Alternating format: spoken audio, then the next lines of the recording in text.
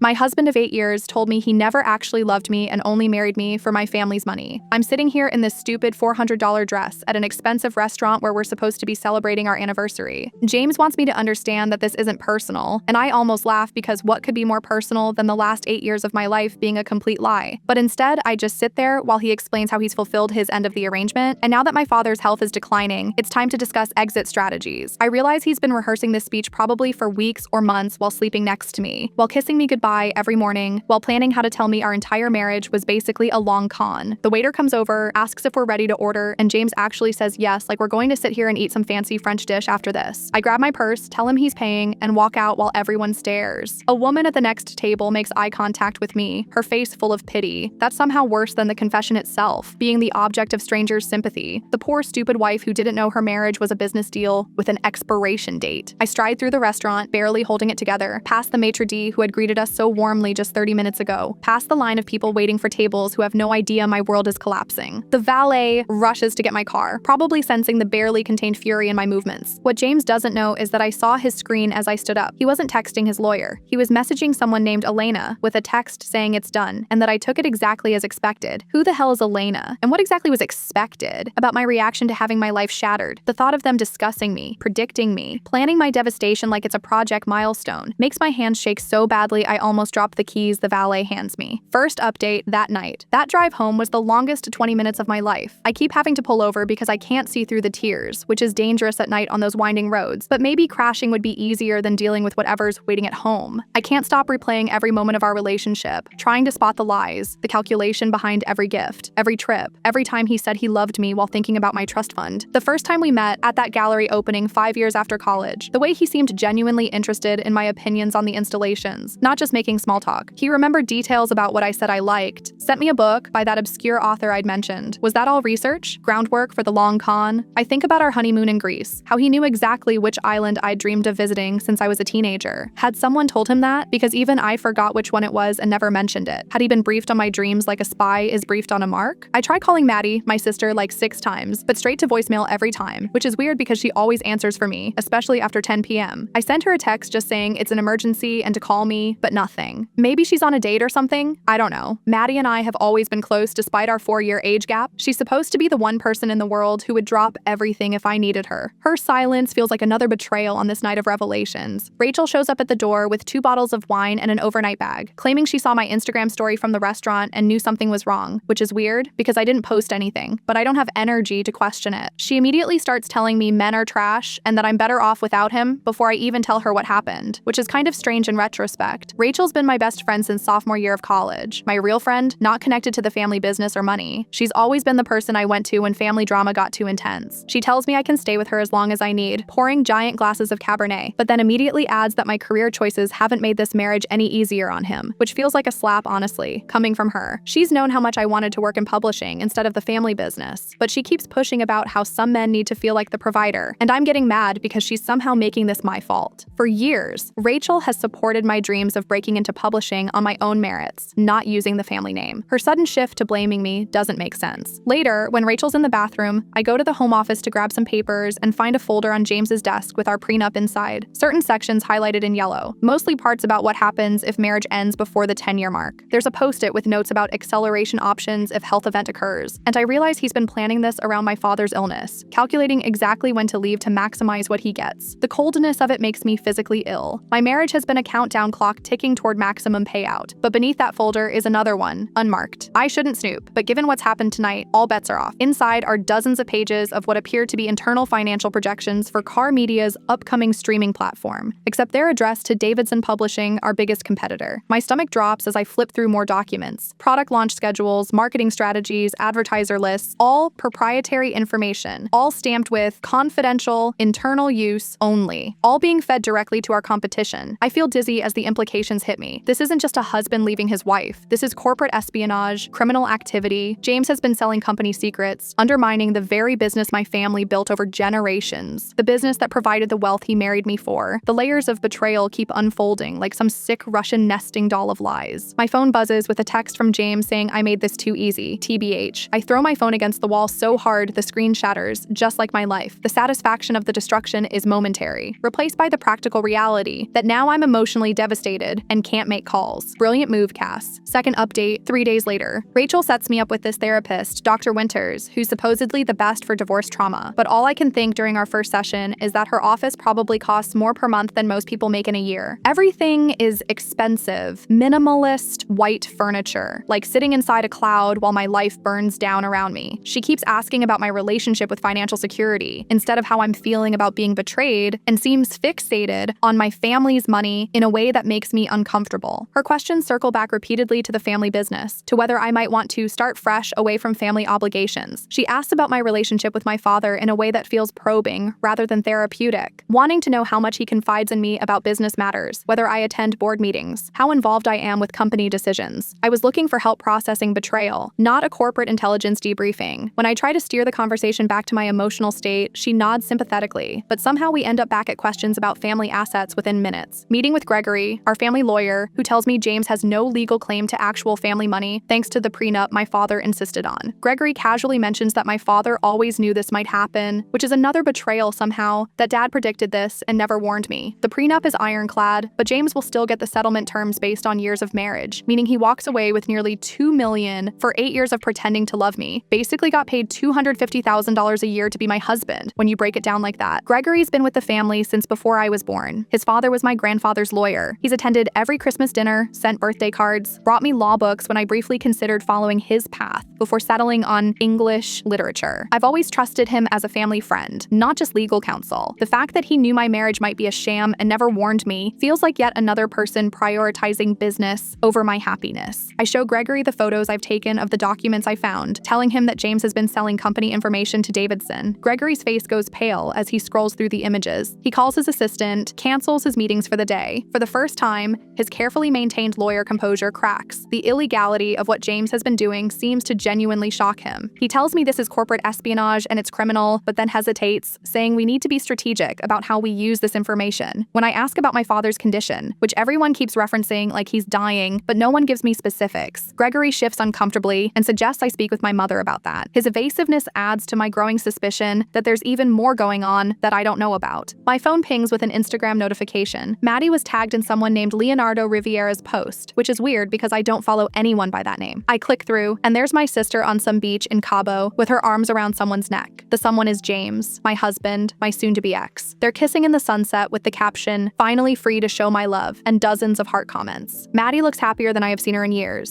The photo is perfectly composed, the golden hour light making them look like a page from a travel magazine. Maddie's wearing a white sundress I bought her for her birthday last year. James has his hands on her waist, exactly the way he used to hold me. Their body language suggests intimacy, familiarity. This isn't new. This has been happening right under my nose. I call her instantly, hands shaking. She actually answers this time, immediately saying she was going to tell me about it. No apology, no explanation. She admits they've been together almost a year, which means they started before James even brought up divorce, before Dad got sick. I'm screaming into the phone, asking how she could do this, and she just sighs like I'm being dramatic. She tells me I've always gotten everything handed to me while she had to work. Dad's company, the trust fund, the recognition. James was the only thing she found for herself, and he actually loves her for who she is, not her last name. Her words feel like being slapped. Maddie and I never competed. At least I thought we didn't. She was always the artistic one, painting and designing, while I was the bookish one. Dad encouraged both our interests, never playing favorites. At least that's what I believed. Has she been resenting me all this time? Was our sisterhood as much a performance as my marriage? I ask if he loves her enough to go to prison, my voice suddenly cold, telling her I found the files and know he's been selling company information to Davidson. Silence on the line. Then she drops another bombshell. Our mother has pancreatic cancer, stage 4. She claims Mom didn't want me to know because we haven't been close, and that she has maybe 6 months to live. She tells me the company is failing. Dad's been making terrible decisions, and Mom wanted to make sure Maddie was taken care of after she's gone. The news about Mom hits me hard. My parents divorced when I was 12, and while Dad raised us, Mom has always been a distant figure, showing up for graduations and sending expensive birthday gifts, but never really being involved in our daily lives. The idea that she's dying and didn't want me to know reopens old wounds about not being important enough to her. But something about Maddie's delivery feels off. She drops this devastating news too casually, uses it too conveniently to distract from her betrayal. I hang up, go to Dad's study, find the 30-year-old bottle of Macallan he was saving for a special occasion, and drink it all straight from the bottle, sitting on the floor surrounded by family photos, feeling like every single person in them is a stranger now. The photos span generations. My grandfather in his Navy uniform, my parents on their wedding day looking impossibly young and happy, Maddie and me at the lake house building sandcastles. Were any of these moments real, or has my entire life been an elaborate fiction created by my family for reasons I'm only now beginning to understand. Third update, 2 weeks after. I apply for my dream job at Vandermill Publishing, the major competitor to our family media company, finally using my literature degree for something that matters to me. Interview was set for Tuesday, got a confirmation email, everything. I spend days preparing, researching their recent publications, developing ideas for their young adult line, which has been underperforming. I buy a new outfit, splurge on a haircut, rehearse answers to likely questions. This feels like my chance to escape the family drama and establish my own identity through work I'm passionate about. Then Monday night, I get a weird email saying the position has been filled internally, which makes no sense because the posting just went up 2 weeks ago. I call the HR contact, goes straight to voicemail. Send follow-up email, no response. Check LinkedIn, job still shows as open. Something feels off. It's not just disappointment, though that's crushing enough. It's the growing sense that forces beyond my control are still manipulating my life. Dr. Winters keeps pushing this forgiveness narrative in our sessions. She keeps telling me forgiveness is for me, not them, but then keeps asking really specific questions about how much access I have to family accounts, whether I've considered just walking away from the family business, and if I've talked to my mother recently, which is strange because she knows Mom and I have been estranged since the divorce when I was 12. Something feels weird about her interest in all this. The therapy sessions feel increasingly staged. When I try to discuss my anger and sense of betrayal, she keeps steering the conversation back to financial matters or making decisions that would effectively remove me from any position of power in the family company. She suggests exercises for releasing resentment that somehow always include scenarios where I distance myself from family business obligations. Her focus feels less like healing and more like management. I get to therapy appointment 20 minutes early today. Building was mostly empty. I hear Dr. Winters on the phone in her office, door slightly open. She's saying I'm still completely clueless about the money situation. After a pause, she says she doesn't think I suspect anything about the company. Another pause. Then she mentions keeping me steered toward reconciliation with quote-unquote your terms. My blood goes cold. I realize she's talking about me. The realization that even my therapist is part of whatever conspiracy surrounds me makes me physically ill. The one place I thought was safe, where I could process my feelings honestly, has been compromised from the beginning. Dr. Winters wasn't helping me heal. She was monitoring me, reporting back to someone, manipulating my emotional state towards some agenda I don't understand. Instead of going in, I pretend I just arrived, text her that I'm running 15 minutes late, then follow her when she leaves the building half an hour later. She walks directly to a coffee shop 3 blocks away, sits at a corner table. Minutes later, my mother walks in. My mother, who supposedly has stage 4 pancreatic cancer, who looks completely healthy, not a single visible sign of someone undergoing cancer treatment. Her hair is perfect, her skin glowing, her walk energetic and purposeful. No weight loss, no pallor, none of the devastating physical effects I'd researched in a panic after Maddie's revelation. They hug like old friends. I watch from outside as Mom passes an envelope across the table. Looks thick. Dr. Winters counts whatever's inside and then nods. The sight of them together, the obvious exchange of money, the casual betrayal of therapeutic ethics, it all crystallizes something for me. This isn't random. This isn't a series of unfortunate coincidences. This is coordinated. My entire life, my marriage, my career setbacks, even my therapy, has been orchestrated by my family for reasons I'm still struggling to understand. I walk into the coffee shop, straight to their table, both freeze like they've been caught robbing a bank. I ask Dr. Winters how long she's been reporting to my mother. She stutters that my family just wants to know that I'm okay. Mother cuts in, telling me I'm being dramatic as usual, and that this is a family matter. I laugh because it's too absurd asking which family she means, the one that's been lying to me or the one sleeping with my husband. The entire coffee shop has gone silent. Everyone staring. A barista has stopped mid-pour, coffee overflowing the cup as he watches the scene unfold. I ask my mother point blank if she's even sick. Her eyes widen slightly, then narrow. She asks who told me she was sick. When I tell her Maddie said she's dying of cancer and that's why everyone's scrambling for money, my mother laughs bitterly. She tells me no, she's not dying, but the company is. She glances around at the audience we've attracted, clearly uncomfortable with the public setting. My hands are shaking with anger, but my mind is suddenly crystal clear. I've spent 2 weeks in shock, reacting to each betrayal as it's revealed, but now I see the larger pattern. Everyone around me is working from some script I never got to read. Well, time to go off script. I pull out my phone, start live streaming on Instagram, narrating how this is what therapy ethics violations look like in real time, showing my doctor taking bribes from my estranged mother to manipulate me during divorce. Dr. Winters grabs for my phone, but it's too late, already posted. Mother hisses that I've always been self-destructive before walking out. Dr. Winters keeps trying to explain, but I'm already gone. A cafe patron touches my arm as I leave, tells me she's sorry for what I'm going through. Another nods sympathetically. For the first time since James's confession, I don't feel completely alone. These strangers witnessed a fragment of the truth, and believe me, that tiny validation feels enormous after weeks of gaslighting. On the way home, I get a text from an unknown number saying we need to talk about my grandfather's trust, the one no one told me about. Attached is a document with a Cayman Islands bank letterhead, another piece of the puzzle I didn't know existed existed, another secret kept from me. But this one comes from outside the family circle. This might finally be information not designed to manipulate me. Fourth update, 1 month later. I have to say, I appreciate all the support my posts have garnered. I never expected to have such an outpour of messages sympathizing from me sharing my hurt and confusion. I'm staying at Rachel's apartment while looking for my own place. She's been super supportive, helping me search job listings, sending out my resume to contacts, running interference when James or Maddie try to contact me. Started to feel like maybe one person in my life isn't completely terrible. Her apartment has become my sanctuary. Minimalist, clean, with no family photos or reminders of my previous life. She's made space for me in her guest room, cleared a shelf in the bathroom for my things, acts like it's completely normal to have me crying on her couch at 3 a.m. when another wave of betrayal hits. After everything that's happened, this friendship feels like the one authentic relationship I have left. The mysterious text led me to a private banker in the Cayman Islands who confirmed what I'd suspected since seeing that document. My grandfather didn't leave everything to my father as I'd been told. He created a separate trust worth over $130 million that matures on my 35th birthday, less than 2 months from now. A trust no one in my family ever mentioned. A trust that dwarfs the value of the failing family company everyone's been fighting over. The banker, Mr. Keating, explained via encrypted video call that my grandfather established the trust with strict confidentiality provisions. No one in the family was supposed to know about it except the designated trustee, my father, until the maturation date. Somehow the information had leaked, explaining the sudden urgency in my family's behavior as my birthday approached. Mr. Keating seemed genuinely concerned about the breach of confidentiality, asking detailed questions about who might have accessed the information. I don't tell him about the blackmail files I haven't found yet, but I'm beginning to suspect they're connected. Rachel left her phone on the coffee table while showering. A notification pops up, text preview from someone named Mark asking if she made sure I don't apply to Johnson Media like they discussed. Feels like ice water in my veins. I shouldn't look, shouldn't invade privacy, but after everything, I click on the message. Full text says he needs to keep me away from Johnson specifically, that the editorial director position would give me too much industry access. The betrayal feels like a physical blow. Rachel, my best friend, my college roommate, the person who held my hair back when I got sick at parties and helped me study for finals and listened to me gush about James when we first started dating. Rachel, who's been my rock during this nightmare month. Rachel is part of it too. Rachel's laptop is sitting on the desk, password protected, but I know it. It's my birthday, ironically. I log in, search emails, find folder labeled Cass Career, open to find years of emails to potential employers, all places I've applied, with subject lines like confidential reference for Cassandra Carr. Messages inside all subtly undermining me, saying that while talented, I struggle with authority, and that between them, I've had some stability issues recently, dozens of these going back 5 years. Every job application, every rejection, every we went with another candidate, all manufactured. All these years I thought I was failing on my own merits, that maybe I wasn't good enough or talented enough for the positions I wanted. In reality, Rachel was sabotaging every opportunity while consoling me through each rejection. The level of calculated cruelty is staggering, but there's another folder labeled simply CF, my father's initials. Inside are emails between Rachel and my father dating back 9 years, before I even met James. In one, Dad wrote that the arrangement is working perfectly, that James is completely taken with me just as they planned, and once we're married, they can move on to phase 2. My hands are shaking as I click through more emails. The picture becomes horrifyingly clear. My father arranged my meeting with James. My father orchestrated my entire relationship, my marriage, all as part of some elaborate business arrangement. Rachel was hired to monitor me, to steer me toward James, to keep me distracted from the family business. My entire adult life has been controlled, manipulated, designed by my father. The depth of the deception is almost incomprehensible. The gallery opening where I met James, staged. Our accidental second meeting at that coffee shop, planned. Rachel's enthusiastic approval of him, her encouragement of the relationship, all scripted. Even my closest friendships have been fabricated. My romantic relationships engineered, my career opportunities controlled. I've been living in a Truman Show-style simulation of a life, surrounded by actors following my father's direction. I wait in the living room until Rachel comes out of the shower, hold up her phone with the message showing, asking her to explain. She freezes, then tries laughing it off, saying Mark is so dramatic. Then she sees my face, realizes I know everything. She finally admits that I'd have gotten every job she ever wanted just because of my family name. She asks if I know what it's like competing with someone who has everything handed to them, how she worked through college on scholarship while I partied, how she has student loans while I got a trust fund, how she has to fight for every opportunity while doors just open for me because I'm a car. She's crying now, saying it wasn't personal. Same exact words James used. The bizarre part is, she seems genuinely to believe her own justification, as if being paid to pretend to be my friend for nearly a decade is somehow morally equivalent to having family wealth, as if destroying my chances at independence was a reasonable response to perceived privilege. The compartmentalization required to maintain this double life while sleeping under the same roof roof with me, sharing meals, offering comfort. It's sociopathic. When I ask about my father, her face tells me everything. She confesses he hired her in college to be my friend, to introduce me to James. She didn't want to, but the money was enough to buy her integrity, as I point out. She tries to explain that it started as just a job but became real friendship, that she truly cares about me. The words sound hollow against the evidence of her actions. My phone is in my pocket recording everything. She doesn't know that. I just nod, tell her I need some air, grab my purse and leave without explanation. All those years of friendship, just performance. Entire relationship built on resentment and sabotage. Before I leave, I copy a file from her computer, a folder labeled CF Leverage. Inside are dozens of photos, recordings, and documents. Blackmail material my father has apparently been collecting for decades. Evidence of bribes to city officials. Compromising photos of business rivals. Tax evasion documentation. The real source of the car fortune wasn't just media success. It was criminal activity and blackmail. I walk the streets for hours. No destination in mind, just needing to move. The scope of the deception is so vast, I can barely process it. My father isn't just a successful businessman. He's essentially a crime boss who's been using blackmail and manipulation to maintain power. My husband wasn't just a gold digger, he was a plant, chosen specifically to distract and control me. My best friend wasn't just jealous. She was a paid operative in my father's schemes. My life hasn't just been influenced by family money. It's been engineered down to the smallest detail. By midnight, walking through the quiet streets of the city, something shifts inside me. The shock and grief begin to harden into something else. Determination. They've underestimated me. They think I'm fragile, easily manipulated, too trusting, and I have been, but not anymore. They want to play chess with my life? Fine. But from now on, I'm no longer a pawn, I'm a player. Fifth update. I call a family meeting at father's house. Everyone's surprised I still have a key. I demand everyone attend, send separate messages implying I would side with each against the others to ensure they all show up. Father's too ill to come downstairs, but insists on speakerphone. Mother, Maddie, James, and Gregory the lawyer all seated in the living room like they're waiting for execution. I remain standing. The house feels different now that I understand its foundation was built on corruption. The expensive art on the walls, the antique furniture, the perfectly maintained gardens visible through the floor-to-ceiling windows, all purchased with profits from blackmail and deception. The home I grew up in, that I've always associated with safety and privilege, now feels like a monument to my father's criminal empire. I arrive early, place recording devices around the room, not just to capture what's said, but as a power move, letting them see me do it, letting them know their words will be preserved. I've dressed carefully in a sharp blazer and tailored pants, hair pulled back severely, no makeup. I want to look nothing like the naive daughter they've manipulated for years. I announce that I'm donating my entire inheritance to charity. Watch all faces drain of color. I tell them this will happen unless every person in the room explains exactly what's been happening, and that all papers are ready to be signed. Gregory shifts uncomfortably, confirms I can legally do this, which sends Mother into immediate panic. Mother finally admits the company is failing, and has been for years. She explains Father's publishing empire was hit hard by digital transition, losing millions annually. They needed James's financial expertise to restructure without causing public panic. Turns out James was brought in specifically for his banking background. Mother arranged the introduction, knowing I would fall for him. It was a business decision that got complicated. The clinical way she describes engineering my love life makes me sick. The casual cruelty of arranging for me to fall in love with someone pre-selected for his financial skills rather than compatibility or genuine care for me. It's inhuman. My mother talks about my marriage like it was simply an unfortunate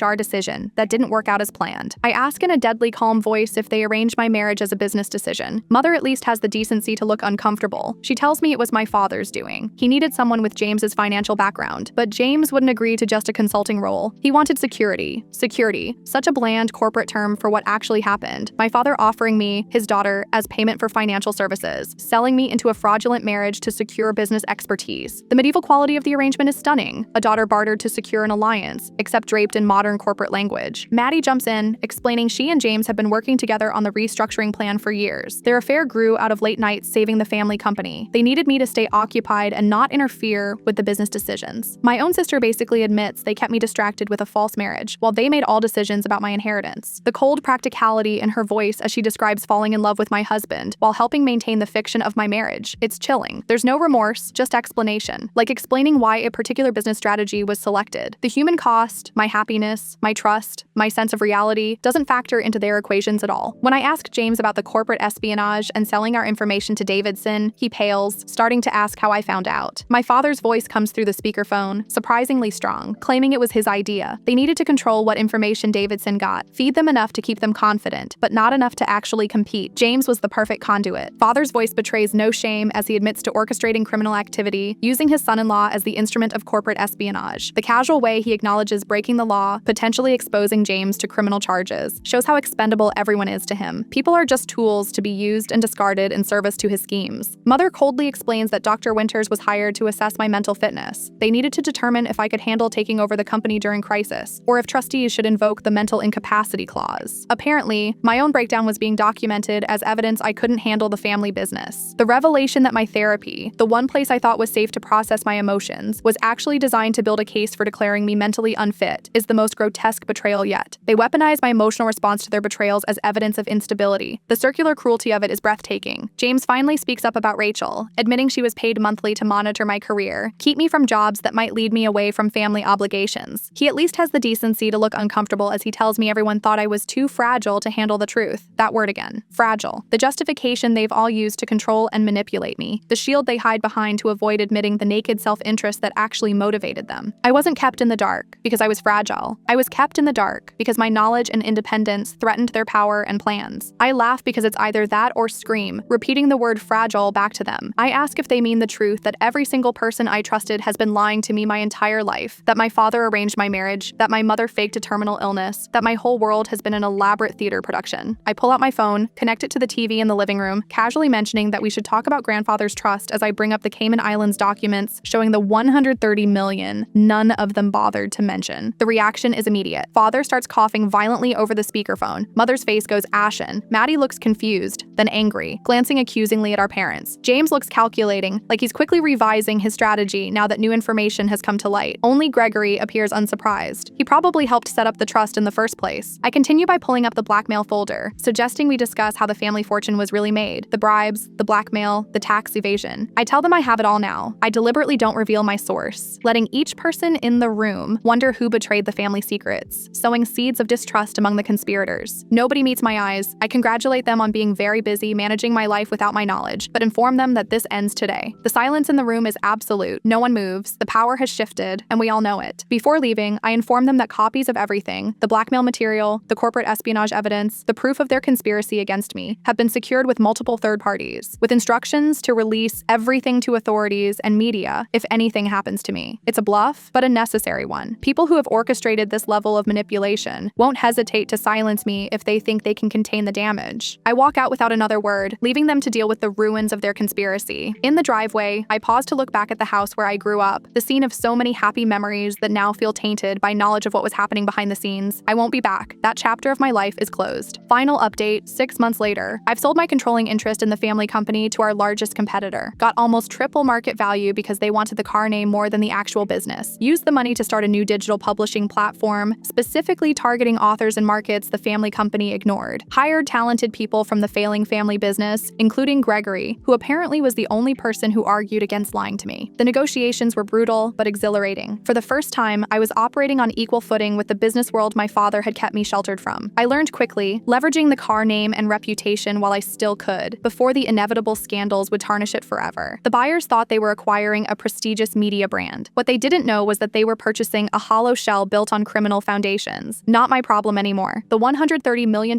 from grandfather's trust has been split, half to fund my new company, with the other half establishing a foundation supporting journalism ethics and financial literacy for young women. The irony isn't lost on me. Using money from a family built on lies to fund initiatives promoting truth and transparency feels like poetic justice. My grandfather, it turns out, may have been the only one who actually cared about my autonomy. The trust stipulation specifically ensured I would have independent wealth regardless of family business decisions. When the trust matured on my 35th birthday, Mr. Keating flew in personally to handle the transfer. He brought a letter my grandfather had written to be delivered with the trust documents. Cassandra, it read, "I built this company with principles that your father has forgotten. The car name should stand for integrity, not just success. This money is yours, free from family control. Create something worthy of the name as it should be, not as it has become." Reading his words, I felt a connection to a man I'd barely known, but who somehow saw this coming decades ago. I took an executive position at Johnson Media, specifically overseeing projects Rachel had applied for several times. Got her application across my desk last week. Attached the recording of her confession when rejecting her. Thought about feeling bad, but remembered 5 years of sabotage. Decided karma works in mysterious ways. The HR director questioned my decision to personally handle the rejection, but I insisted. Some things you need to do yourself. Rachel's application was impressive on paper. She's talented. I'll give her that. In another life, we might have been colleagues who respected each other's abilities. Instead, she's applying for entry-level positions after I made sure her role in the family conspiracy became known throughout the industry. Not through explicit blacklisting, I'm not my father, but through strategic conversations with the right people. Information flows quickly in publishing circles. James is facing federal charges for corporate espionage. Father's strategic leaking defense fell apart when authorities found payments from 3 other competitors in James's offshore accounts. Turns out he was playing both sides, selling our information to everyone who would pay. He's awaiting trial, out on bail that Maddie scraped together by selling her designer clothes and car. The investigation uncovered that James had been selling corporate secrets even before he met me, which is probably why Father targeted him in the first place, not just for his financial expertise, but because he already had leverage over him. James had been manipulating company finances for years, embezzling small amounts that added up to millions. The perfect puppet for my father's schemes, compromised, skilled, and desperate to stay out of prison. James and Maddie's relationship collapsed within weeks after the company sale. Turned out once the family money disappeared, so did their quote-unquote love. James tried returning to banking, discovered his reputation ruined by association with both failing car media and criminal charges. Maddie now working an entry-level position at the former family company under new management, living in a studio apartment instead of the family mansion. I ran into Maddie at a coffee shop last week, our first encounter since the family meeting. She looked different. No designer clothes, no perfect makeup, hair pulled back in a simple ponytail. She started to leave when she saw me, but I called her name. We sat awkwardly across from each other, 2 strangers with shared DNA. She told me James blames her for the collapse of their plans, that he's become paranoid and controlling as his trial approaches. You were right about him, she admitted finally. He never loved either of us. I didn't feel the satisfaction I expected, just a hollow sadness for both of us. Father suffered a legitimate health crisis after my revelations, not the exaggerated condition they'd been using as an excuse, but a genuine stress-induced heart attack. He's recovering slowly, stripped of his company control, watching from the sidelines as everything he built through manipulation crumbles. The blackmail evidence I found has been quietly shared with authorities through anonymous channels, triggering investigations into decades of business dealings. I visit him occasionally at the lake house, where he's essentially under house arrest, while investigations continue. He's aged decades and months, the powerful patriarch reduced to an old man in a bathrobe staring at the water. He never apologizes, never admits wrongdoing. Instead, he tries to justify his actions, explaining the complex web of obligations and pressures that led to each decision. Sometimes I think he actually believes his own rationalizations, that in his mind, he was protecting the family legacy, not destroying it. Dr. Winters lost her license for ethics violations after I submitted recordings from the coffee shop and several therapy sessions, documented pattern of inappropriate client manipulation, currently facing a lawsuit from several other patients who came forward with similar stories. The state licensing board hearing was brutal. Dr. Winters sobbed through her testimony, claiming she'd been coerced by my mother, that threats had been made against her practice if she didn't cooperate. The other patients who came forward told similar stories, all children of wealthy or powerful families, all receiving therapy that served their parents' interests rather than their mental health. The systematic abuse of therapeutic trust was apparently her specialty, marketed quietly to controlling parents worried about rebellious children or family members threatening their control. I had dinner last night with Thomas, Dad's old business partner, the only person who never lied to me. Apparently, he tried warning me about James years ago, but was kept away by Mother's interference. He's investing in my new company, bringing decades of experience without manipulation. Thomas was pushed out of the company 15 years ago after disagreements with my father about business ethics. He tried to maintain contact with our family, but was isolated. The emails he sent me were intercepted, the calls blocked. He eventually gave up trying, assuming I wanted nothing to do with him. When I contacted him after the family confrontation, he was shocked to learn I'd never received any of his messages. We've spent hours reconstructing the history I never knew, filling in gaps in my understanding of the family business and its gradual corruption under my father's leadership. Mother tried reconciliation last month, coming to my office with tears and apologies. I listened politely, then had security escort her out. Some betrayals are simply too fundamental to forgive. She emails weekly updates about father's condition. I read them but rarely respond. Her performance was impressive, the tears precisely timed, the words carefully chosen to emphasize her own victimhood. She portrayed herself as another casualty of my father's manipulation, claiming she only went along with his schemes to protect me and Maddie. Maybe there's some truth to that, but the evidence suggests she was an eager participant, not a reluctant accomplice. The woman who coldly discussed my mental fitness with my therapist wasn't a concerned mother. She was a calculating businesswoman protecting assets. Here's what no one suspected. I knew about the family business problems 2 years ago, found financial reports in father's desk, started learning about the publishing industry in secret, was already developing a transition plan when everyone decided to manage me. Test of loyalty revealed exactly who could be trusted. Answer, no one. The signs were there if you knew where to look. Declining print circulation, failed digital initiatives, increasing competition from tech companies moving into media. I started subscribing to industry newsletters using a personal email, attended publishing conferences claiming to be a freelance writer, built a network of contacts outside the family circle. I wasn't as isolated or ignorant as they assumed. I just wasn't ready to make my move until circumstances forced my hand. I'm sitting now in my new office, view of the city below, thinking about the price of trust, thinking about how people underestimated me my entire life. The safe behind my desk contains copies of all the evidence I gathered, my insurance policy against future betrayals. In this world I've discovered, where love and loyalty are just business transactions, the only currency that matters is truth. My new company launched its first major project last week, a series of investigative books examining corruption in various industries. The first title, Family Business: The Hidden Costs of Legacy Wealth. It's not explicitly about my family, but those who know will recognize the parallels. It's already generating buzz in publishing circles, pre-orders exceeding projections. Success is the best revenge, but truth-telling is the most satisfying. Guess I wasn't as clueless as everyone thought. Turns out betrayal is excellent motivation for success, TBH. Best revenge isn't just living well, it's thriving while those who hurt you watch from a distance, unable to touch you anymore.